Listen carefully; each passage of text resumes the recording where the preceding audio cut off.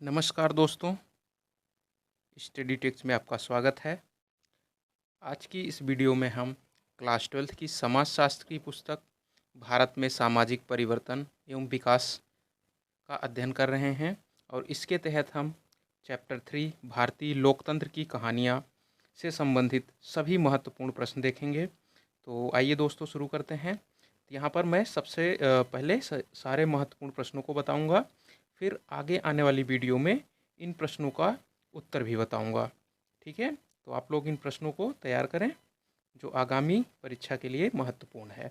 तो पहला प्रश्न जो इसमें सबसे ज़्यादा महत्वपूर्ण है वो है लोकतंत्र का अर्थ स्पष्ट करते हुए प्रत्यक्ष व परोक्ष लोकतंत्र में अंतर स्पष्ट कीजिए। तो इसमें हमें क्या बताना है? लोकतंत्र का अर्थ बताना है, प्रत्यक्ष और परोक्ष लोकतंत्र जो है उनमें अंतर बताना है। ठीक है, तो दूसरा प्रश्न देखते हैं, लोकतंत्र में राजनीतिक दलों का क्या महत्व है। ठीक है, इसमें हमें किस पर लिखना है कि लोकतंत्र में राजनीतिक दल की क्या भूमिका है, वे क्या करते हैं, है ना, उनके इम्पोर्टेंस क्या है।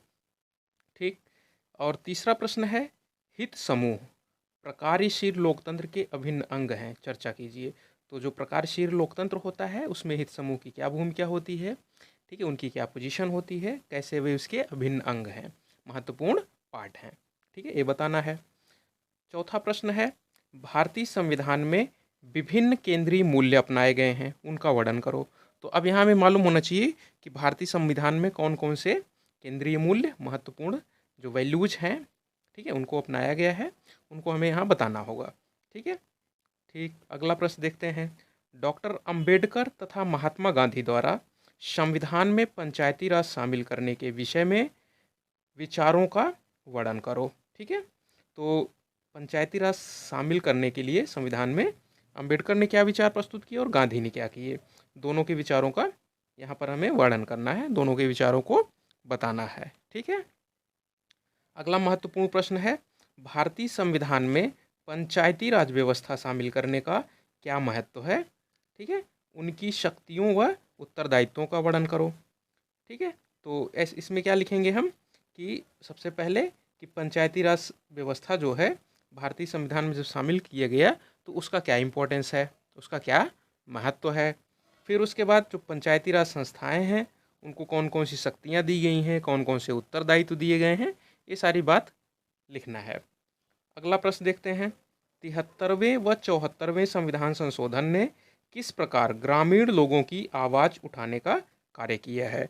ठीक है, तो 73वां और 74वां जो संविधान संशोधन है जिसने लोकतंत्र का विकेंद्रीकरण किया। 73वें संविधान संशोधन के द्वारा पंचायती राज व्यवस्था लाई गई और 74वें संविधान संशोधन के द्वारा नगर पालिका।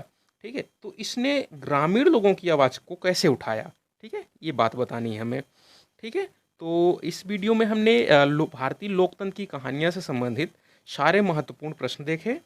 इन प्रश्नों को हम आगे आने वाली वीडियोस में, ठीक है, दो वीडियो कम से कम बना के हम इसको विश्लेषण करेंगे। तो आगे आने वाली वीडियो में आप इसको देख पाएंगे।